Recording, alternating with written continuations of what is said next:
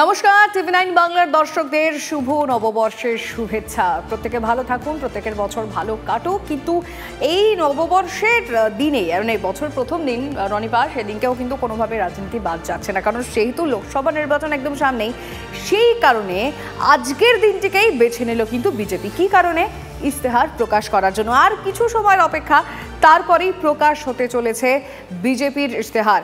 ইতিমধ্যেই আমরা ছবি আপনাদেরকে লাইভ দেখাচ্ছি। প্রধানমন্ত্রী নরেন্দ্র মোদী তিনি উপস্থিত হয়েছেন ইতিমধ্যেই। জেপি নাড্ডা উপস্থিত রয়েছেন অমিত শাহ, আমরা দেখতে পাচ্ছি নির্মলা সীতারামন তিনিও উপস্থিত রয়েছেন। আর কিছুক্ষণের মধ্যেই প্রকাশ পেতে চলেছে বিজেপির 2024-এর লোকসভা নির্বাচনের ইস্তেহার, যেদিকে তাকিয়ে রয়েছে গোটা দেশ, যে কি কি চমক থাকতে চলেছে। এবং আজকে বাংলার নববর্ষের দিনে এই ইশতেহার প্রকাশ হচ্ছে, সেখানে দাঁড়িয়ে বাংলার জন্য কি আলাদা করে কিছু চমক থাকবে? দেখা যাক, সেটা শুধুই সময়ের অপেক্ষা। আমরা বুঝতে পারছি এই মুহূর্তে প্রত্যেকেই উপস্থিত রয়েছেন। আর কিছু সময়ের অপেক্ষা, তারপরেই তারা এক এক করে ইশতেহারে কি কি রয়েছেন তারা সেগুলো পড়বেন। এবং সূত্রের খবর, প্রধানমন্ত্রী যেটা আমরা জানতে পারছি যে কিছু একটা চমক থাকছে। এবং আমাদের যেটা আগেই আমাদের কনফার্মেশন আমরা করেছিলাম যে প্রধানমন্ত্রী থাকবেন, সংকল্পপত্র প্রকাশ করবে গেরুয়া শিবির।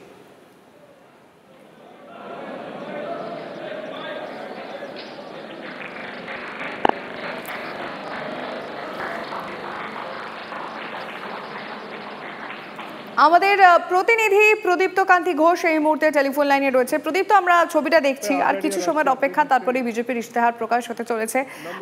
যে চমকের দিকে হয়তো গোটা দেশবাসী তাকিয়ে রয়েছে, যে কি থাকবে বিজেপির ইশতেহারে, সেই নিয়ে কিছু জানা যাচ্ছে? দেখো, আজকে বি.আর. আম্বেদকরের জন্মদিন। মূলত দলিত ভোটকে টার্গেট করার জন্যই আজকের দিনকে বেছে নেওয়া হয়েছে, এবং পাশাপাশি মূলত যুব, মহিলা, কৃষক এবং দরিদ্র যে মানুষরা রয়েছে তাদেরকে টার্গেট করেই বলেই মনে করছেন রাজনৈতিক মহল বিশেষজ্ঞরা। এবং তার সঙ্গে অভিন্ন দেওয়ানি বিধি প্রয়োগের বিষয়েও কিন্তু ইস্তেহারে বার্তা দেওয়ার একটা সম্ভাবনা রয়েছে। এবং তার সঙ্গে আগামী দিন 2047 পর্যন্ত ইতিমধ্যেই নরেন্দ্র মোদী 2047 সালে ভারতকে কোন পথে নিয়ে যাবে তার একটা রোডম্যাপ তৈরি করেছে। কোথাও কি বিকশিত ভারত, নরেন্দ্র মোদী যে সমস্ত কর্মসূচি করেছেন সেই বিকশিত ভারতেরও একটা রোডম্যাপ কোথাও স্পষ্ট হবে বলেই মনে করছেন রাজনৈতিক মহলের বিশেষজ্ঞরা। আর কিছুক্ষণের অপেক্ষা, তারপর স্পষ্ট হবে যে বিজেপির এই ইস্তেহারে ঠিক কাদের কথা বলা হচ্ছে। একেবারে প্রদীপ্ত, আমরা দেখতে পাচ্ছি ইতিমধ্যে জেপি নাড্ডা তিনি বক্তব্য রাখতে শুরু করেছেন। ধন্যবাদ তোমায়। कार्यक्रम में हम सबको आदरणीय प्रधानमंत्री जी का संबोधन सुनने को मिलेगा, और संकल्प पत्र अगले 2024 से हम किस प्रकार से देश की सेवा प्रधानमंत्री मोदी जी के नेतृत्व में करेंगे, इसके बारे में हम सब लोगों को जानकारी मिलेगी। आज इस अवसर पर सबसे पहले तो मैं आदरणीय प्रधानमंत्री जी का आज के कार्यक्रम में आने के लिए हार्दिक अभिनंदन करता हूं और स्वागत करता हूं। प्रधानमंत्री जी जब भी पार्टी की कोई भी गतिविधि होती है, उस गतिविधि के साथ वो अपने आप को जोड़ते हैं। और जैसा मैंने पहले भी कहा है कि तमाम प्रधान प्रशासक होने के नाते जिम्मेवारियों को निभाते हुए पार्टी उनकी हमेशा पहली प्रायोरिटी रही है, और पार्टी को वो हमेशा जब भी हमने समय मांगा तो उनका मिला है। आज वो फिर इस चुनावी कार्यक्रम में और अन्य व्यस्तताओं के बीच में हम सबके बीच में हैं। आपका पुनः अभिनंदन और स्वागत है। आज भारत रत्न डॉक्टर भीमराव अंबेडकर जी की जन्म जयंती है। हम सब की ओर से उनको श्रद्धांजलि पूर्वक नमन। और हम सब जानते हैं कि डॉक्टर अंबेडकर जी ने अपना सारा जीवन सामाजिक न्याय के लिए पूरी ताकत के साथ सामाजिक न्याय की लड़ाई उन्होंने जीवन भर लड़ी।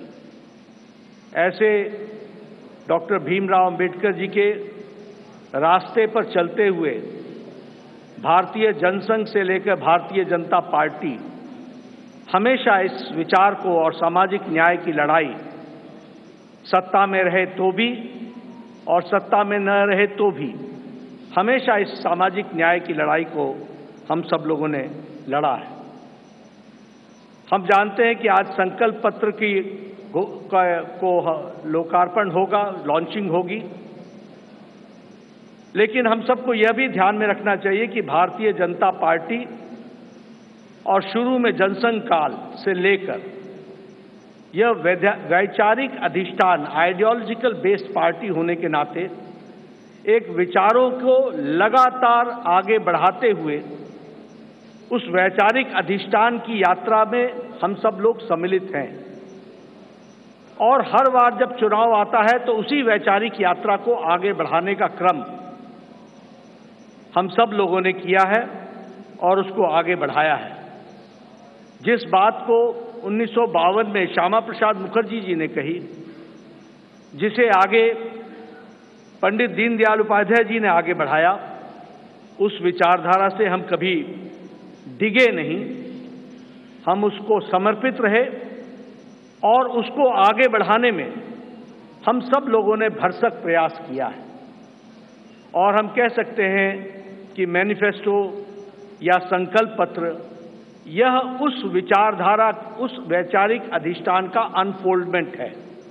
उसी को आगे किस तरीके से बढ़ाया जाए, उस यात्रा को आगे बढ़ाने का काम हम सब लोगों ने किया है। हम सब जानते हैं, एक समय में हमने एकात्म मानववाद की बात कही, उसी को आगे हम लोगों ने, जब हम सरकार में आए तो अंत्योदय के रूप में हम लोगों ने उसको स्थापित किया और प्रधानमंत्री मोदी जी ने उसको सरल भाषा में सबको समावेश करते हुए और सबकी भाषा में उसको सबका साथ, सबका विकास, सबका विश्वास, सबका प्रयास से जोड़ते हुए नीतियों को आगे बढ़ाने का काम किया। मुझे याद है कि 2014 में जब प्रधानमंत्री मोदी जी संसदीय दल के नेता सेंट्रल हॉल में चुने गए थे, तो उस समय उन्होंने बड़े स्पष्ट शब्दों में कहा था कि हमारी सरकार गरीब को समर्पित है, हमारी सरकार गांव के विकास को समर्पित है, हमारी सरकार जो समाज के अंतिम पायदान पर खड़ा व्यक्ति है उसको समर्पित है। और उसी को कार्य रूप देते हुए 2014 से एक लंबी यात्रा करते हुए पिछले 10 वर्षों में प्रधानमंत्री मोदी जी के नेतृत्व में देश ने इन सारे आयामों को बखूबी जनता को, गांव गरीब की चिंता करते हुए उसको आगे बढ़ाने का काम किया है। मित्रों, मैं यहां एक बात और भी कहना चाहता हूं कि जब देश की जनता क्लियर मैंडेट देती है तो नतीजे भी बड़ी स्पष्टता के साथ आते हैं। हम सब लोग जानते हैं कि 2014 में प्रधानमंत्री मोदी जी के नेतृत्व में हमारा वोट शेयर 31% पहुंचा, 282 सीटें हमने लोकसभा की जीती। और 2019 में प्रधानमंत्री मोदी जी के नेतृत्व में हमने अपना ही रिकॉर्ड तोड़ा और हमारा वोट शेयर 37.3% तक पहुंचा और हमारा वो सीट शेयर 303 सीटें हम लोगों ने लोकसभा में जीती। हम ये कह सकते हैं कि इस क्लियर मैंडेट को प्रधानमंत्री मोदी जी ने गांव के लिए, गरीब के लिए, वंचित के लिए, दलित के लिए, हमारी महिलाओं के लिए, हमारे युवाओं के लिए, हमारे किसान भाइयों के लिए और हमारे वंचित भाइयों के लिए उनको समर्पित किया। और उसी तरीके से अगर मैं गांव की बात करूं तो आज गांव, मैं यहां प्रधानमंत्री जी थोड़ा समय जरूर लेना चाहूंगा, लेकिन मुझे याद है 1993 में मैं पहली बार विधायक बना था। उस समय हमें अपने विधानसभा क्षेत्र में लगभग 90% के गांवों को घूमने के लिए पैदल जाना पड़ता था। आज हम कह सकते हैं कि ग्रामीण सड़क 3,80,000 किलोमीटर की ग्रामीण सड़कें बनी हैं, ऑल वेदर रोड बना और ऑल वेदर रोड के माध्यम से पक्की सड़कें बनी हैं। आज हमारे इलाकों में कोई ऐसा गांव नहीं रहा जहां हम पक्की सड़क से पहुंच नहीं सकते हैं। यह बदलता भारत की तस्वीर हमने देखी है। उसी तरीके से अभी 60,000 नए गांवों को पक्की सड़कों से जोड़ने का काम हुआ है और ऑल वेदर रोड्स बनी हैं। कभी हमने कल्पना नहीं की थी कि गांव का सशक्तिकरण होगा। कभी गांव में भी कोई ऑप्टिकल फाइबर पहुंचेगा। लेकिन आज मुझे खुशी है कि आपके नेतृत्व में 2 लाख पंचायतों को आपके नेतृत्व में ऑप्टिकल फाइबर से जोड़ दिया गया है और उनको भी इंटरनेट फैसिलिटीज के साथ जोड़ा गया है। गरीब कल्याण की बात करें तो एक समय में ये असंभव सी बात लगती थी कि हम गरीब तक अन्न पहुंचा सकेंगे, लेकिन आपने त्रासदी में भी अवसर ढूंढ करके प्रधानमंत्री गरीब कल्याण अन्न योजना की स्कीम को आगे बढ़ाया। 80 करोड़ की जनता को या तो 5 किलो गेहूं या 5 किलो चावल या 1 किलो दाल ये देने की व्यवस्था की।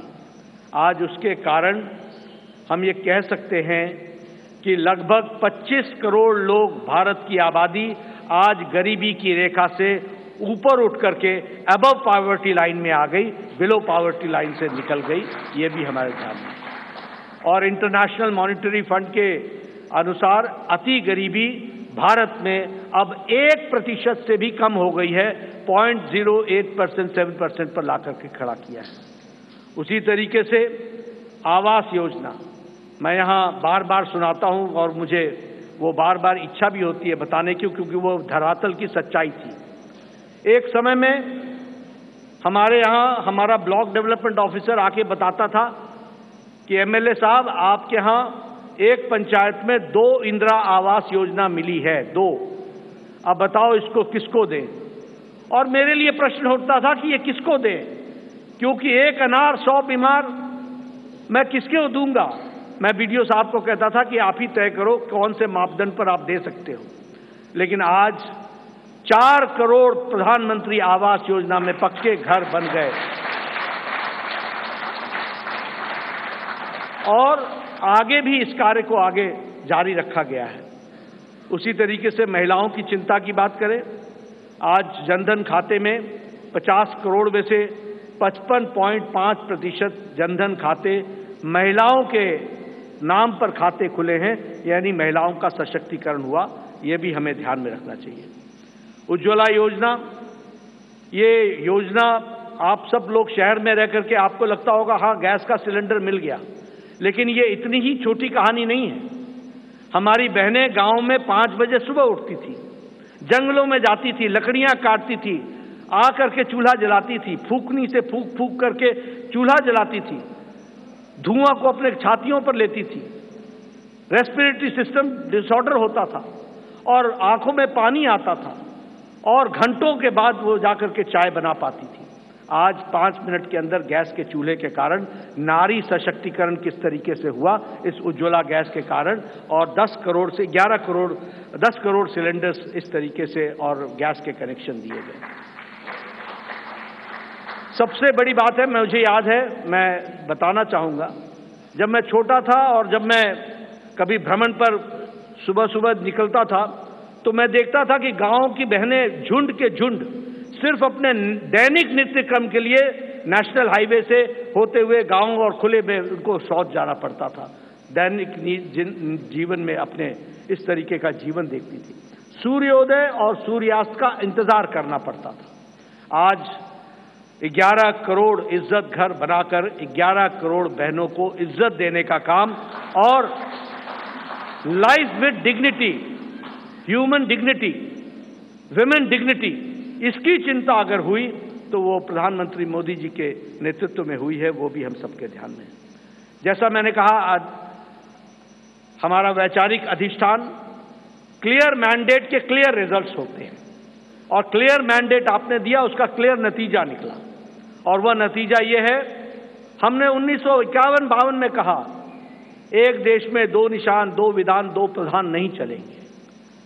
हम 1951-52 से ये बात कह रहे थे, लेकिन आपने क्लियर मैंडेट दिया और 2019 के 6 अगस्त को धारा 370 को एब्रोगेट कर दिया गया, धाराशाही कर दिया गया। प्रधानमंत्री मोदी जी की इच्छा शक्ति ने उस कार्य को पूरा किया। मुझे याद है कि पालमपुर का प्रस्ताव पारित हुआ था कि हम राम मंदिर बनाने के रास्ते को प्रशस्त करेंगे। ये पालमपुर का रेजोल्यूशन था और पालमपुर के रेजोल्यूशन से लंबी यात्रा हमने की और हमने वो भी दिन देखे जब कांग्रेस के वकील खड़े होकर के न्यायिक प्रक्रिया को रोकने का प्रयास करते थे और ये कहते थे कि इससे भारतीय जनता पार्टी को फायदा होगा।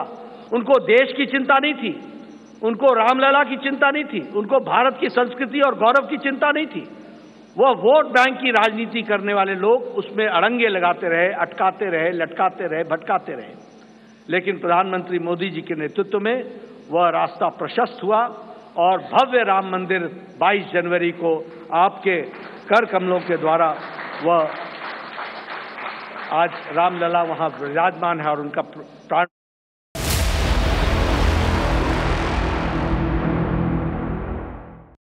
इस बात का प्रमाण है कि देश ने इस बात को माना है कि मोदी की गारंटी पूरी होने की गारंटी है, इस बात की गारंटी।